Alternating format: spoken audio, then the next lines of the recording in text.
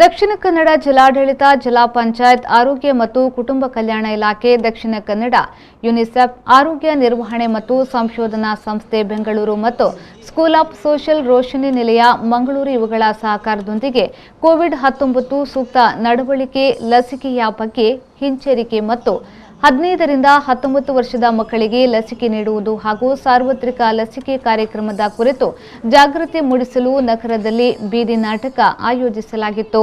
ನಗರದ ಕಂಕನಾಡಿ ಕೆಎಸ್ ರಾವ್ ರಸ್ತೆ state bank ಪರಿಸರದಲ್ಲಿ ಬೀದಿ ನಾಟಕ ನಡೆಯಿತು. ಸೋಂಕು ಪೀಡಿತರ ಸಂಪರ್ಕದಿಂದ ದೂರ ಇರಬೇಕು, ಕೋವಿಡ್ ರೋಗದ ಲಕ್ಷಣ ಕಂಡುಬಂದಲ್ಲಿ ಮನೆಯಲ್ಲಿ ಪ್ರತ್ಯೇಕವಾಗಿರಬೇಕು, ಉಚಿತ ಆರೋಗ್ಯ ಸಹಾಯವಾಣಿ 104ಕ್ಕೆ ಕರೆ ಮಾಡಬಹುದು ಎಂದು ಇದೇ ವೇಳೆ ಸಾರ್ವಜನಿಕರಲ್ಲಿ ಅರಿವನ್ನ ಮೂಡಿಸಲಾಯಿತು.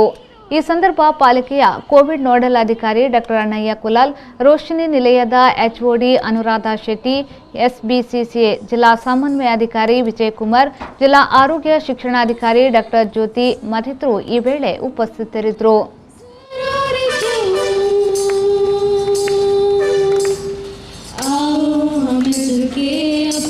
समझे यार